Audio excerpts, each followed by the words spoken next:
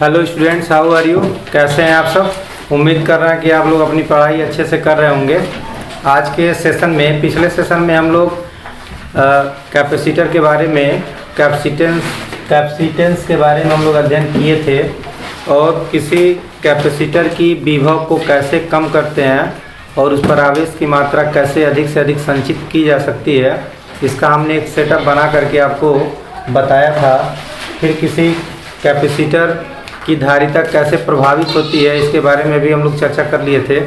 आज के सेशन में हमारा जो चर्चा का विषय वस्तु है वह परावैद्युत सामर्थ्य, जिसको डाई इलेक्ट्रिक स्ट्रेंथ इंग्लिश में हम लोग कहते हैं, और दूसरा आइटम है भंजक विभवांतर।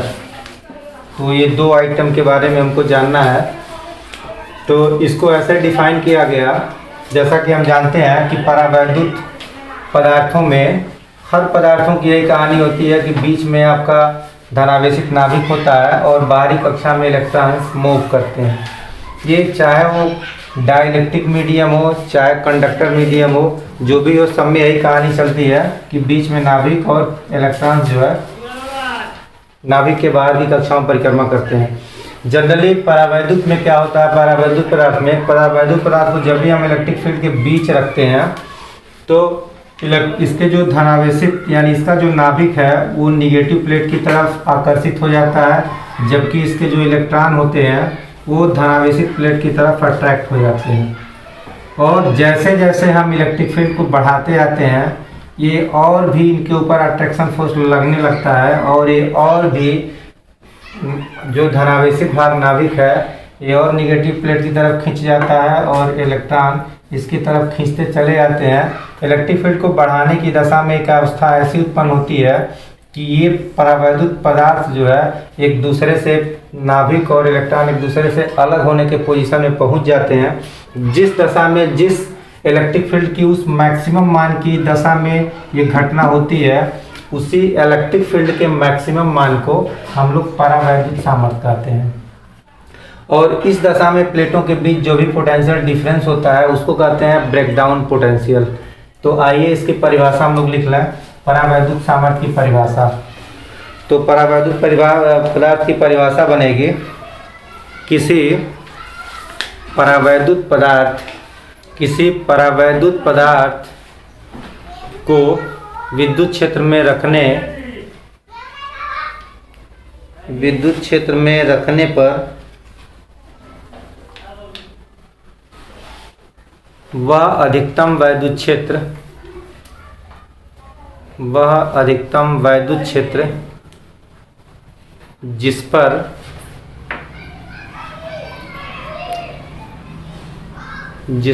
परावैद्युत पदार्थ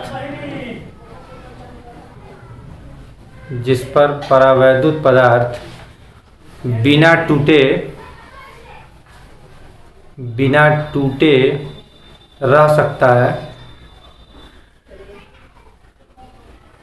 टूटे रह सकता है, परावैद्युत सामर्थ्य कहलाता है।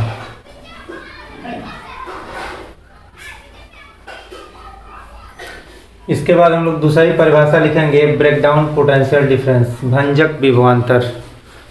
तो हेडिंग हमारा बनेगा भंजक विभवांतर, दूसरी हेडिंग, चाहे एक हेडिंग में भी हम लिख सकते हैं। तो भंजक विभवांतर की परिभाषा बनेगी, परावैद्युत पदार्थ को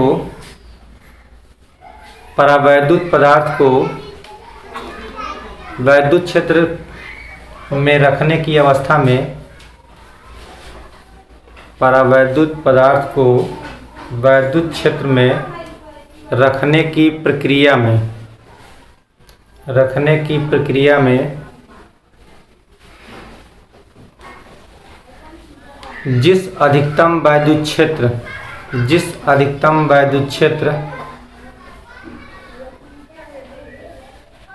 पर परावैद्युत पदार्थ टूटना प्रारंभ कर देता है, परावैद्युत पदार्थ टूटना प्रारंभ कर देता है उस दशा में वैद्युत क्षेत्र के प्लेटों के बीच, उस दशा में वैद्युत क्षेत्र में प्लेटों के बीच उपस्थित विभवांतर को, प्लेटों के बीच उपस्थित विभवांतर को भंजक विभवांतर के नाम से जानते हैं। चलिए, तो जैसा कि नाम से ही स्पष्ट है कि संधारित्र के परावैद्युत, सबसे पहले हम लोग एक संधारित्र बना लें। ये हमारा संधारित्र का प्लेट है, ये पॉजिटिव प्लेट और ये निगेटिव प्लेट। इस पर मान लिया जाए प्लस क्यू चार्ज है, इस पर माइनस क्यू चार्ज है। प्लेटों पर हमेशा बराबर और विपरीत प्रकार के आवेश होते हैं। कोई भी कैपेसिटर होता है तो एक पर पॉजिटिव चार्ज जितनी मात्रा में होता है ठीक उतनी ही मात्रा में दूसरे प्लेट पर निगेटिव चार्ज होते हैं। इसके अंदर एक परावैद्युत पदार्थ की एक पट्टी रखी गई है। हमारा जो हेडिंग है वो हमारा हेडिंग है कि परावैद्युत पर प्रेरित आवेश।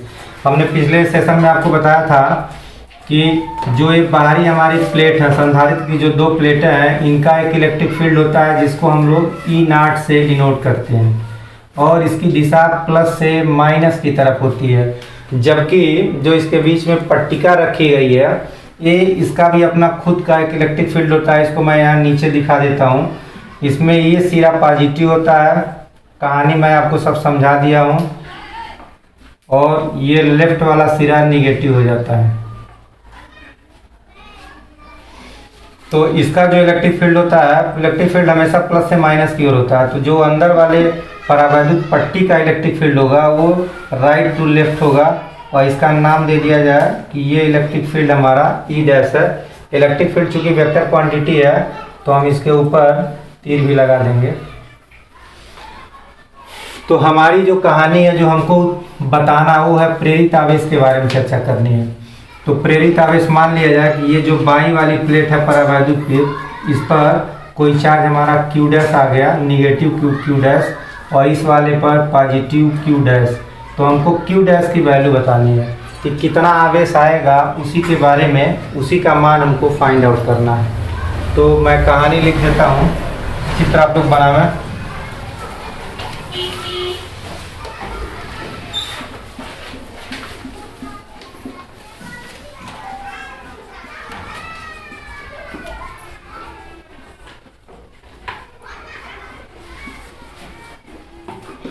तो इसकी कहानी लिख दिया जाए। माना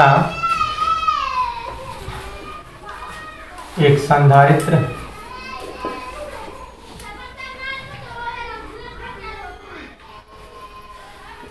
जिसके प्लेटों का क्षेत्रफल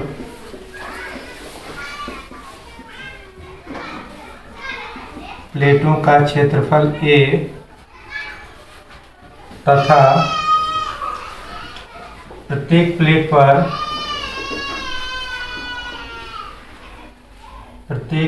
पर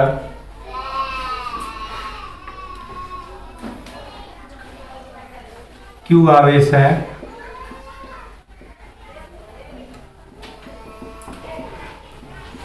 तथा आवेश का पृष्ठ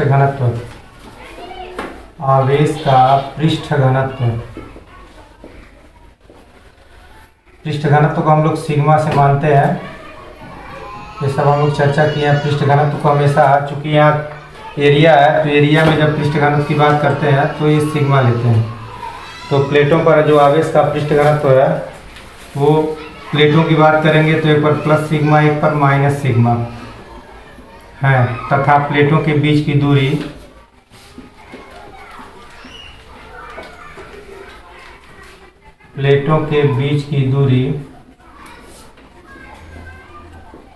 हम लोग स्मॉल डी मानते हैं। प्लेटों के बीच की दूरी स्मॉल डी है।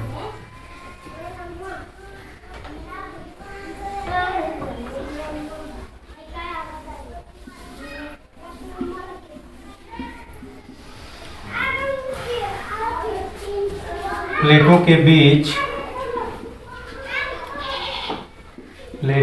बीच के परावैद्युतांक वाला परावैद्युत रखा गया है। परावैद्युत पदार्थ रखा गया है।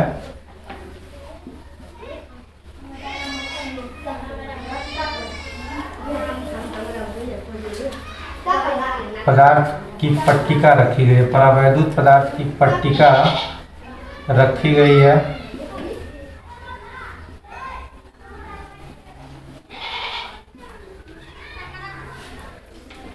परावैद्युत के ध्रुवण के कारण परावैद्युत के परमाणुओं के ध्रुवण के कारण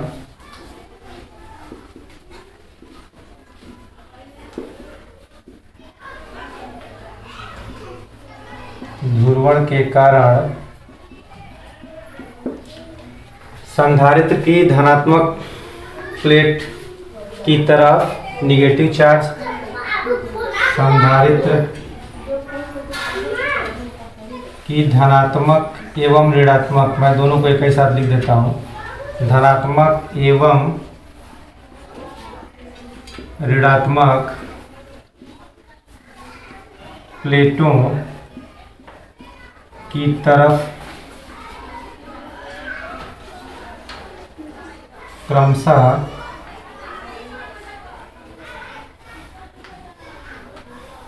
ऋणात्मक तथा धनात्मक आवेश प्रेरित हो जाते हैं। माना पट्टिका के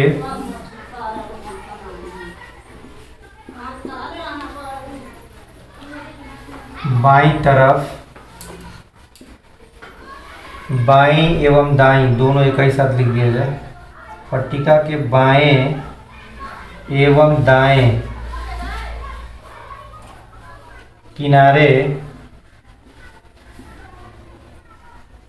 पर आवेश क्रमशः -q' तथा +q' प्रेरित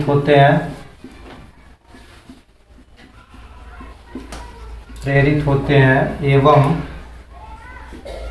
इनका पृष्ठ घनत्व क्रमशः -σ' व +σ' है।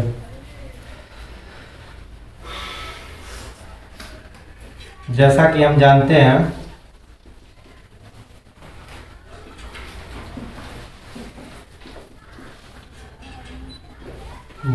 हैं कि प्लेट के कारण, संधारित्र की प्लेटों के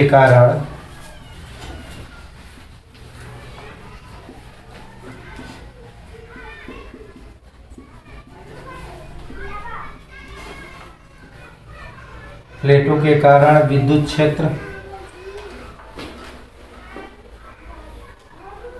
E0 तथा परावैद्युत पट्टिका के कारण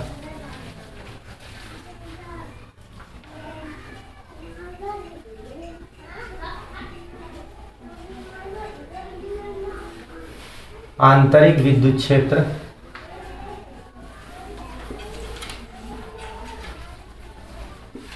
आंतरिक वैद्युत क्षेत्र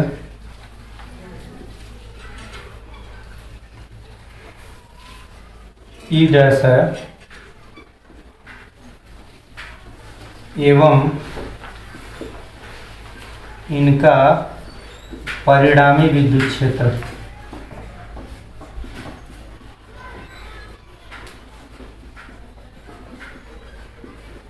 E बराबर E0 -E' होगा।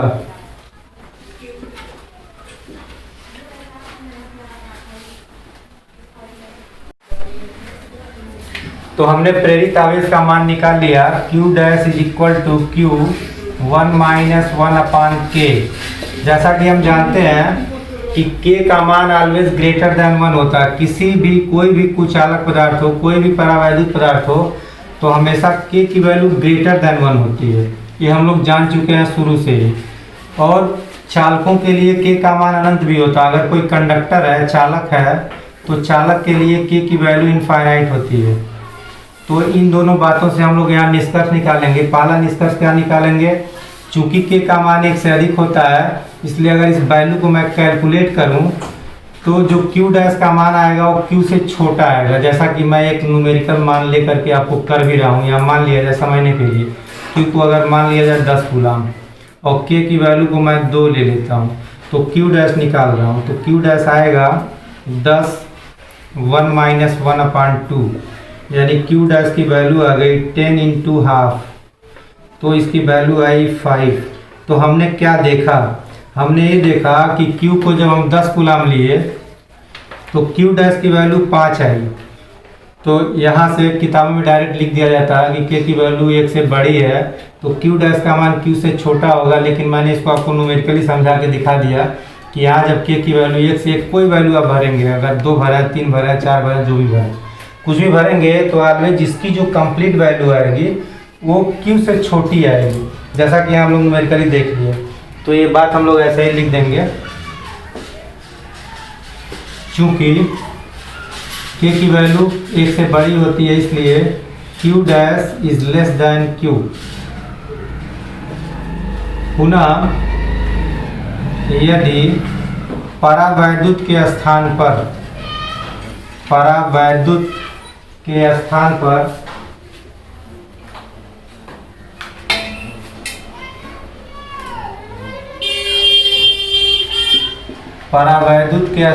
पर चालक पदार्थ यूज किया जाए, चालक पदार्थ प्रयोग में लाया जाए, प्रयोग किया जाए,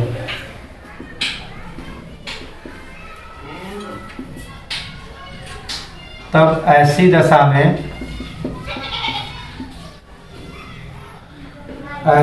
में के की वैल्यू हम लोग अनंत लेते हैं चालकों के लिए। यहाँ क्यू और क्यू डैश में कोई अंतर नहीं रह जाएगा। क्यू डैश की वैल्यू निकालेंगे तो q dash is equal to q 1 - 1 अनंत। तो यहाँ से वैल्यू आएगी q dash is equal to q 1 - 0, क्योंकि 1 बाई इनफाइनाइट 0 होता है, हम लोग जानते हैं। तो यहाँ से क्यू डैश की वैल्यू क्यू के बराबर आएगी।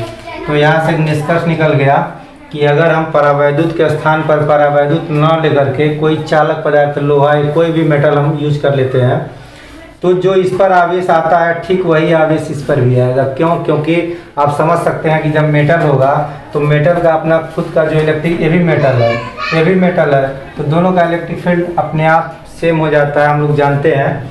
तो ये बात भी आपको ध्यान रखनी है कि अगर परावैद्युत पट्टी के स्थान पर हम कोई मेटल यूज करते हैं, कोई चालक पदार्थ यूज करते हैं, ऐसी दशा में जो इस प्लेट पर आवेश रहता है वही आवेश इस पर भी प्रेरित होते हैं, सेम आवेश हो जाते हैं। इसको हम लोग गणितीय प्रूफ के माध्यम से भी इस बात को दिखा दिए।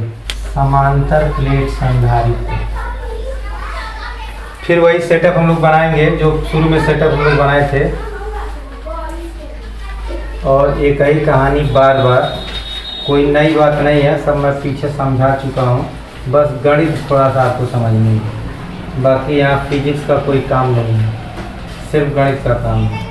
तो देखिए गणित क्या है। फिर वही कहानी हम शुरू करेंगे कि माना ये संधारित्र की प्लेटें हैं, पहली ये प्लेट है, दूसरी बी प्लेट है। पहले प्लेट पर प्लस क्यू आवेश, दूसरे प्लेट पर माइनस क्यू आवेश।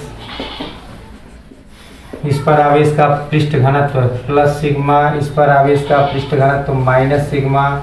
इस पर हम लोग प्लस प्लस चार्ज दिखा लेते हैं, या 9 भी शो करें तो ऊपर से वो शो हो जाता है, इसको शो करने की कोई ज़रूरत नहीं। बीच का डिस्टेंस डी मान लेते हैं, इसकी कैपेसिटी ये मान लेते हैं, प्लेटों की एरिया ये मान लेते हैं। तो सब कहानी है। अब आइए मान लिया जाए कि प्लेटों के बीच में कोई डाइलेक्ट्रिक मीडियम रखा हुआ है। डाइलेक्ट्रिक मीडियम का हम लोग परावैद्युतांक से मतलब रखते हैं, परावैद्युतांक इसका के मान लेते हैं। ये सब कहानी है, मैं कहानी नहीं लिख रहा हूँ। अब लिखेंगे, चूंकि कहानी लिखने के बाद C = Q/B, वही कहानी बार बार। तो सबसे पहला काम होता है हमारा V निकालना। V की वैल्यू ED होती है, E और स्मॉल d। जहाँ E होता है इसका इलेक्ट्रिक फील्ड, यानी इस प्लेट के कारण क्या इलेक्ट्रिक फील्ड जनरेट हुआ, इसी E का मान हम लोग निकालते हैं। तो E की वैल्यू अभी हमने आपको बताया सिग्मा अपान एप्सिलॉन नॉट होता है, D रहेगा। अगर परावैद्युत, चूँकि हम परावैद्युत माध्यम की बात कर रहे हैं, तो नीचे हम K से डिवाइड कर देंगे। V की वैल्यू निकल गई। V की वैल्यू हम लोग यहाँ पुटअप कर देते हैं, तो Q ऊपर नीचे, यहाँ भी Q को यहाँ भी ठीक कर लिया जाएगा लाइन, Q को नहीं यही थोड़ा बढ़ा लिया जाए, इसको सिग्मा को लिख देते हैं Q अपान A। तो सिग्मा को Q अपान A लिखेंगे तो ये नीचे आ जाएगा, बाकी K एप्सिलॉन नॉट ऊपर D। अब मान भर दिया जाए, यहाँ ऊपर Q और B की वैल्यू रख दिया जाए, Q और D ऊपर A K एप्सिलॉन नॉट। ये थोड़ा लंबा बना लेंगे, तो यहाँ से C की वैल्यू हमें मिल गई, Q कैंसिल हो गया, ऊपर A चला गया, K epsilon not upon D। तो यही हमारा फार्मूला होता है। अगर प्लेटों के बीच में कोई डाइलेक्ट्रिक मीडियम हो, कोई परावैद्युत पदार्थ रखा हो, तो capacity A K epsilon not upon D आती है। यही हमारा फार्मूला। फिर लिखेंगे यदि परावैद्युत पदार्थ के स्थान पर वायु रख दिया जाए, वायु रखा हो, तो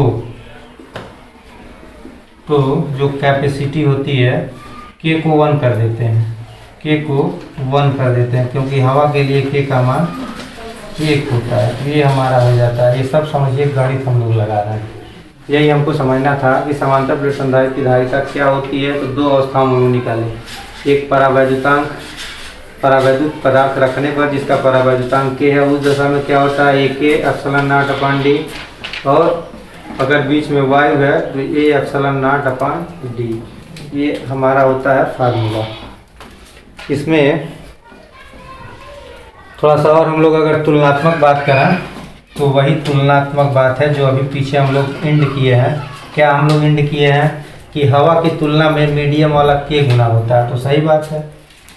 यहाँ K ऊपर आया हुआ है, ये है, तो इसको अगर हम ऐसे कंबाइन कर लें तो वही चीज़ हमारा यहाँ है।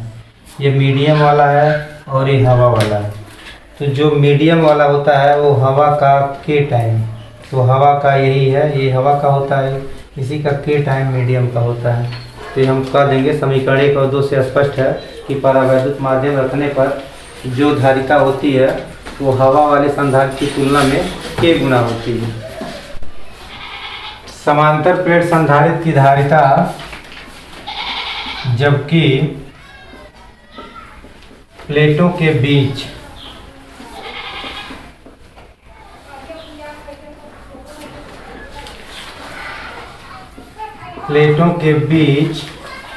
आंशिक रूप से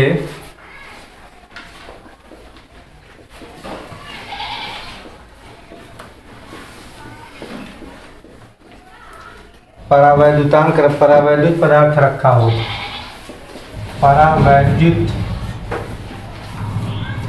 पदार्थ रखा हो,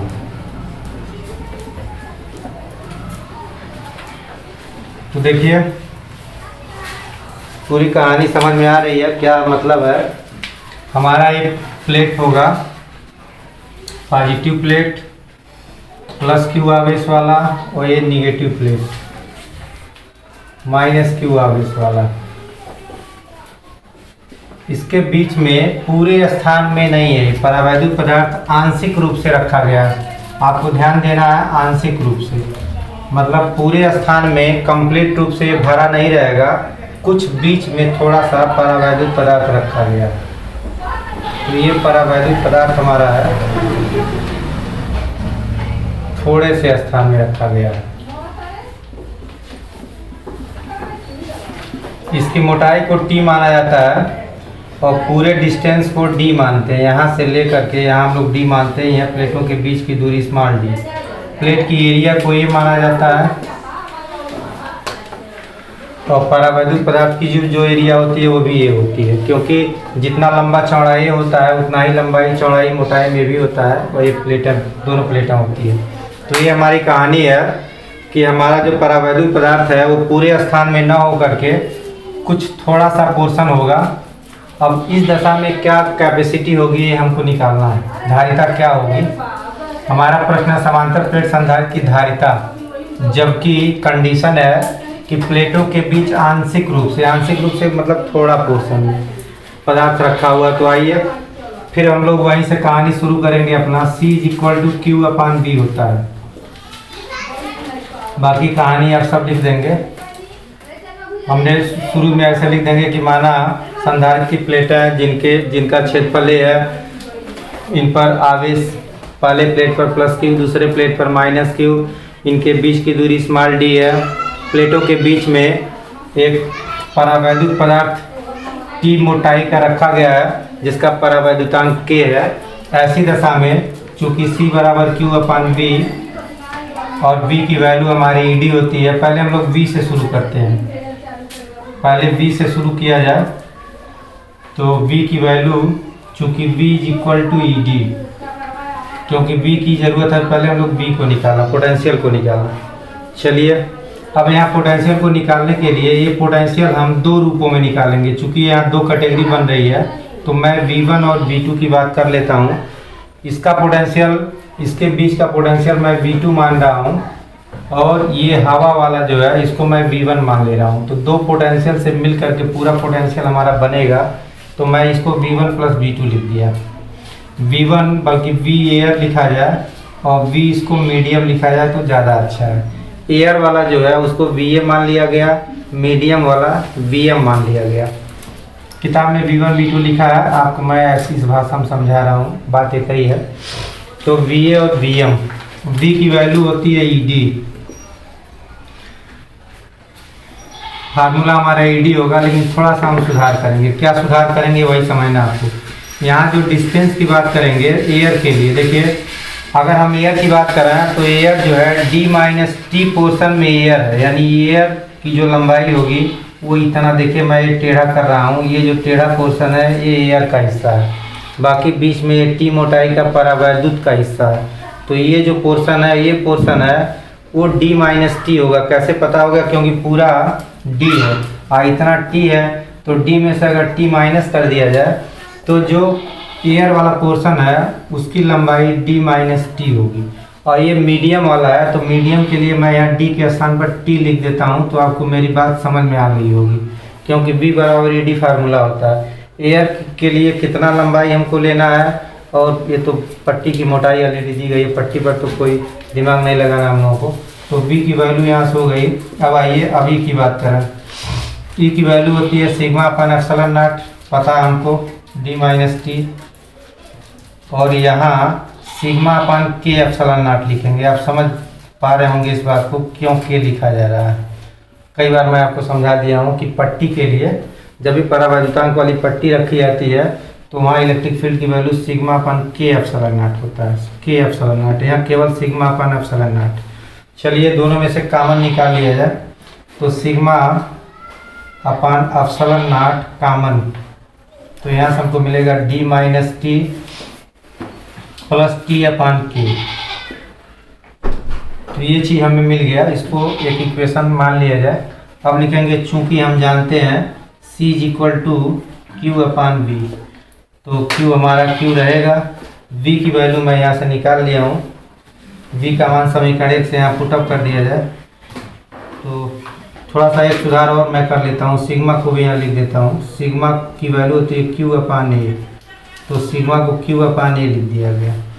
तो अब यहाँ ये पूरी वैल्यू कंप्लीट रूप से हमको यहाँ पुटअप करनी है V के स्थान पर। तो V के स्थान पर हो जाएगा Q/A/ε0, नीचे D-T + T/K। यहाँ से Q और Q कैंसिल हो गया, बाकी वैल्यू को ऊपर ट्रांसफ़र कर दिया जाए तो A/ε0 ऊपर चला जाएगा, A/ε0 नीचे हो गया D-T + T/K। तो ये हमारा होता है कैपेसिटी उस दशा में जब आंशिक रूप से कोई परावैद्युत पट्टी रखी गई हो। तो ये आपको ध्यान देना है। इसके पहले हम लोग जो पढ़े थे वो सारी चीज़ें ऊपर थी, ये एप्सिलॉन नॉट था, नीचे केवल डी था, डी, लेकिन अब इतना हो गया D minus T plus T upon K.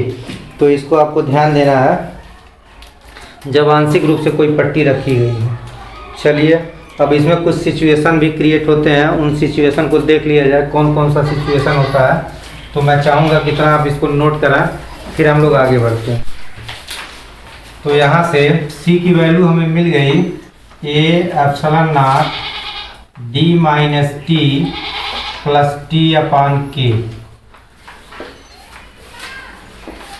तो अगर ध्यान दिया जाए, चूँकि हम जानते हैं k की वैल्यू ऑलवेज ग्रेटर देन 1 होती है, k की वैल्यू हमेशा 1 से बड़ी होती है, और k की वैल्यू को अगर हम अनंत मान लें थोड़ी देर के लिए, दो बातें हमको समझनी है। एक तो k ग्रेटर देन 1 के लिए तो ये फार्मूला हमारा बन ही गया, क्योंकि k की वैल्यू हमेशा ग्रेटर देन 1 होती है। ऐसी दशा में अगर कैपेसिटी की बात करें तो कैपेसिटी इसमें भी धारिता हमारी बढ़ेगी, क्योंकि भले पतला ही पट्टी क्यों ना हो, चाहे पतली पट्टी हो चाहे पूरे स्थान में पट्टी रखी गई हो, ये पट्टी हमेशा कैपेसिटी को इंक्रीज करती है। ये है कि ये थोड़ा सा इंक्रीज करेगी, और पूरे स्थान में रहेगा तो ज़्यादा इंक्रीज होगा, लेकिन इस दशा में कैपेसिटी इस दशा में भी हमारी बढ़ेगी। अब इसको जब हम लोग न्यूमेरिकली इसको मान पुटअप करके निकालेंगे तो हवा की तुलना में C की वैल्यू अधिक प्राप्त होती है। वो सवाल हम लोग लगाएंगे तो सवाल के माध्यम से देखा जाएगा। साथ ही साथ एक कंडीशन और देख लिया जाए, अगर मैं t को 0 कर दूं तो क्या कहानी उत्पन्न होगी।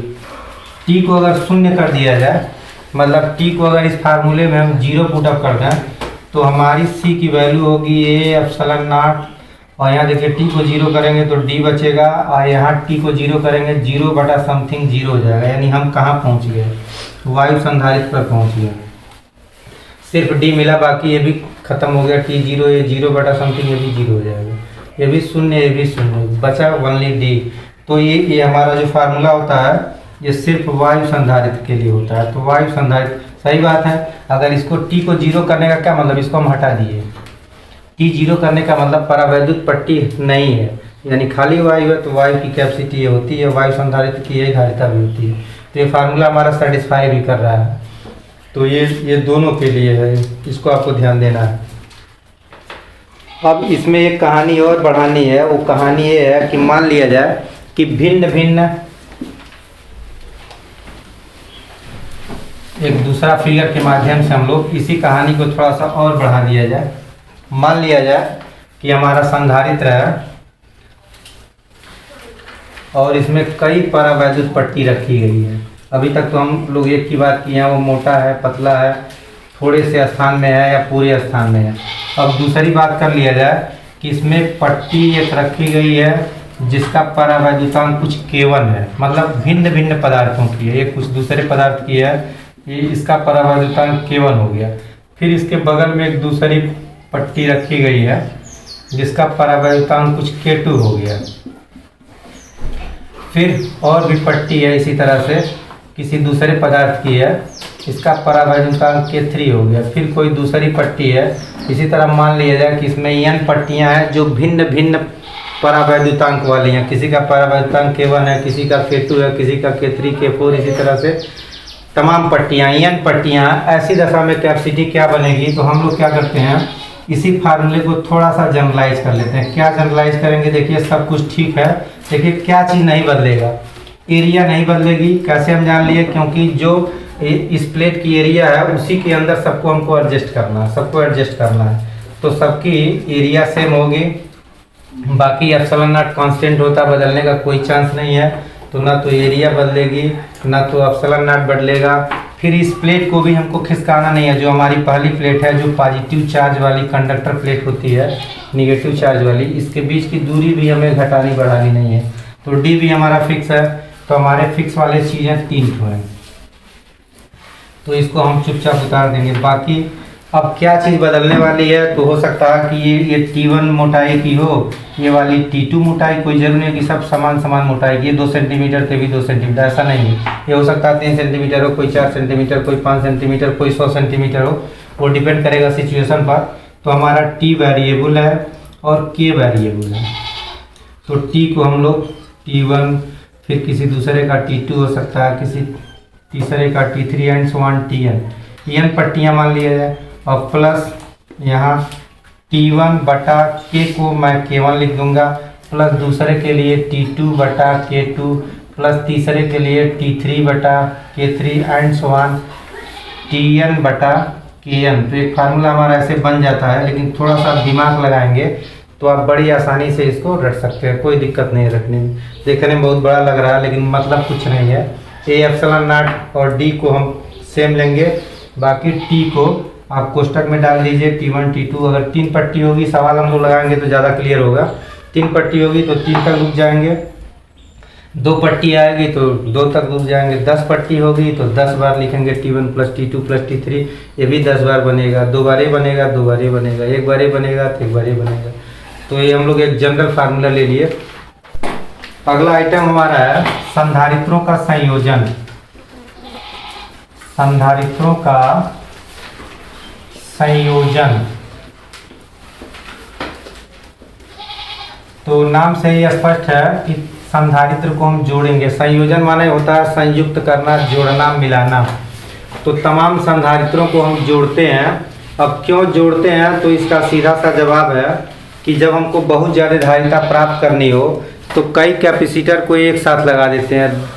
एक अगर हमारा काम नहीं चल पा रहा है, जैसे हम लोग टार्च लेते हैं, व्यवहारिक भाषा में आपको समझा रहे हैं, घरों में टार्च होता है 1 सेल वाला, तो 1 सेल वाला काम नहीं करता तो 2 सेल वाला टार्च खरीद के लाते हैं। क्यों 2 सेल वाला खरीदते हैं, फिर 3 सेल का ला देते हैं।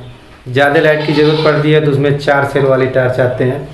तो जहाँ हमको धारिता की ज़्यादा ज़रूरत पड़ती है तो हम लोग कैपेसिटर को जोड़ लेते हैं सीरीज में। और जोड़ने का तरीका क्या होता है, 2 तरीके से हम लोग जोड़ते हैं।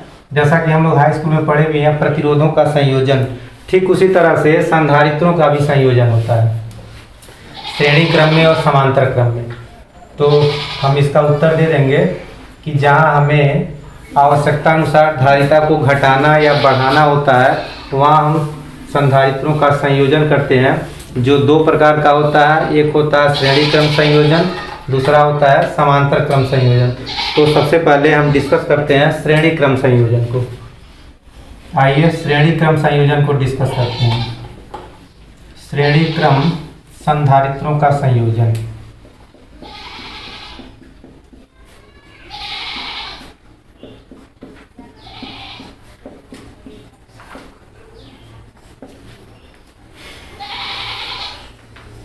इसको इन सीरीज बोलते हैं। इन सीरीज का मतलब सीरीज में, श्रेणी क्रम में।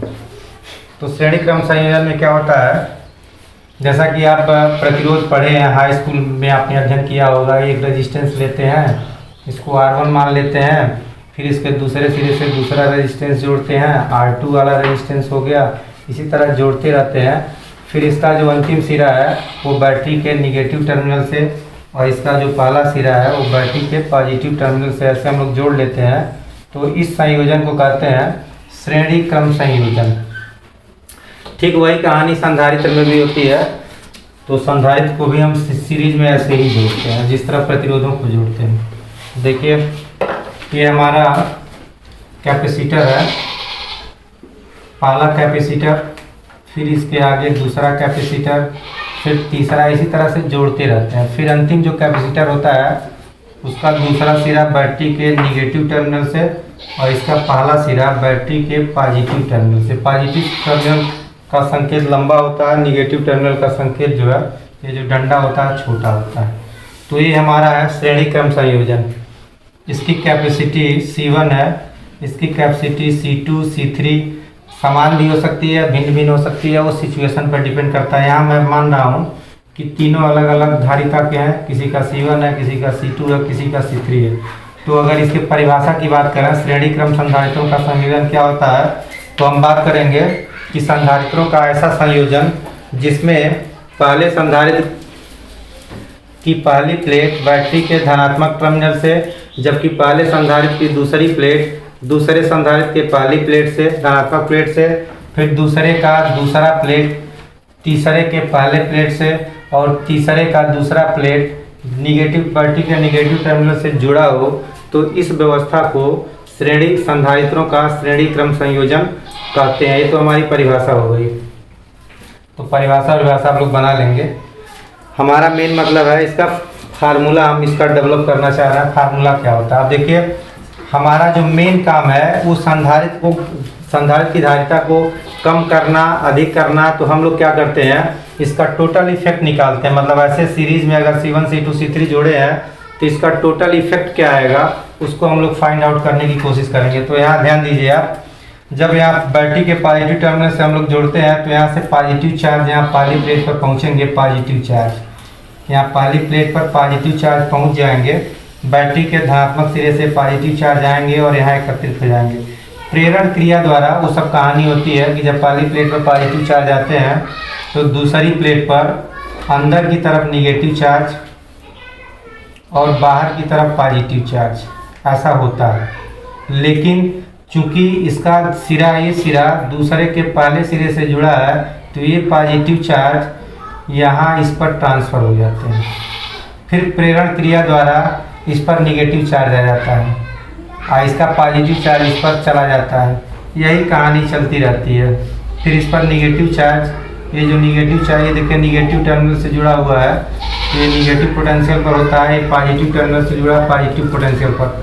तो हम लोग इसको लिखते नहीं हैं, बस कहानी यही चलती है कि पहला प्लेट पॉजिटिव होता है सबका, दूसरा प्लेट निगेटिव होता है। और संधारित्र इसी को कहते भी हैं, जिस पर समान मात्रा में पहले पर पॉजिटिव चार्ज और उतनी ही मात्रा में दूसरे पर निगेटिव चार्ज हो, इसी को संधारित्र का नाम दिया गया है। तो सीरीज में यही कहानी होती है कि सबसे लास्ट वाले संधारित्र का जो दूसरा प्लेट होता है निगेटिव टर्मिनल से और पहले का पहला टर्मिनल पॉजिटिव, बैटरी के पॉजिटिव टर्मिनल से जुड़ा होता है। अब देखिए इसके विभव की बात करें तो सबका पोटेंशियल अलग अलग होगा। क्यों पोटेंशियल अलग अलग होगा? क्योंकि सबकी कैपेसिटी अलग अलग है। जब कैपेसिटी अलग अलग होती है, पोटेंशियल ही कैपेसिटी को प्रभावित करती है। तो इसकी कैपेसिटी C1 है तो इसका पोटेंशियल V1 होगा, इसका C2 है, इसका हमने V2 मान लिया, इस C3 वाले का V3 मान लिया। अब आप ध्यान दीजिए कि जो बैटरी जितना भी पोटेंशियल देती है वो सारा पोटेंशियल, बैटरी का पोटेंशियल अगर V मान लिया जाए तो V potential V1 V2 V3 में ट्रांसफ़र हो गया। यानी V जो दिया वो तीनों को डिस्ट्रीब्यूट हो गया। तो बैटरी जो भी पोटेंशियल देती है वो जितने भी सर्किट में एलिमेंट्स लगे रहते हैं, अगर सीरीज में है तो अलग अलग अपनी क्षमता के अनुसार सबका अलग अलग पोटेंशियल हो जाता है। पोटेंशियल इसका मान रख दिया जाए, हम फार्मूला जानते हैं Q बराबर CV। तो यहाँ से V की वैल्यू होती है Q/C। अब देखिए ये जो V पोटेंशियल है ये कंप्लीट बैटरी का है, कंप्लीट बैटरी का पोटेंशियल V है। तो और मान लिया जाए कि बैटरी जो है कुल Q चार्ज ट्रांसफ़र की, कोई चार्ज ट्रांसफ़र करेगी, वो मैं Q मान लेता हूँ। तो यहाँ V की वैल्यू हो गई Q/C और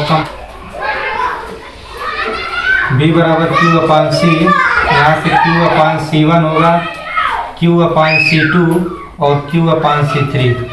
यहाँ से Q सब कैंसिल हो जाता है तो हमारा फार्मूला बन जाता है 1/C1 + 1/C2 + 1/C3। सीरीज में जब भी हम संधारित्रों को जोड़ते हैं तो प्रतिरोधों का समांतर जो होता है वो सीरीज, इसमें कैपेसिटी का सीरीज होता है। ऐसे प्रतिरोधों का आप समांतर ऐसे पढ़े थे 1/R = 1/R1 + 1/R2 and so on. तो ये थोड़ा सा उल्टा चलता है, यानी कैपेसिटर में जो सीरीज होता है वो प्रतिरोध में समांतर होता है। ये आपको ध्यान देना, अगर यहाँ से दिमाग लगाएंगे तो ये फार्मूला भूलेगा नहीं। प्रतिरोध का समांतर, कैपेसिटर का सीरीज। अब आइए हम पैरेलल की बात करते हैं।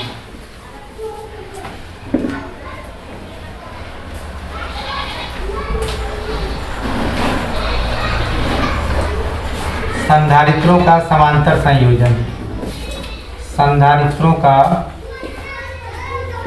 समांतर संयोजन। तो यहाँ आपका फिगर बना दिया गया है। यहाँ देखिए जो Q चार्ज देते हैं ये 3 पार्टों में बढ़ जाता है। तो मैं इस कहानी शुरू कर दूंगा कि जो Q चार्ज बैटरी ट्रांसफ़र करती है वो 3 भागों में Q1 + Q2 + Q3 में डिस्ट्रीब्यूट हो जाता है। Q की वैल्यू CV, ये CV बैटरी के लिए है, ये C इसकी कंप्लीट कैपेसिटी, कंप्लीट कैपेसिटी अगर C मान लेते हैं, अब बैटरी का कंप्लीट पोटेंशियल B मान लेते हैं तो ये हो गया सी कंप्लीट धारिता और बैटरी का पोटेंशियल। फिर यहाँ आते हैं Q1 के लिए। तो Q1 की कहानी ये है, तो Q बराबर CV हमारा फार्मूला होता है। CV हम सबके लिए लगाएंगे, चूँकि धारिता सबकी अलग अलग है तो C1 C2 C3 ले लिया जाए और सबका पोटेंशियल सेम होता है। क्यों पोटेंशियल सेम है?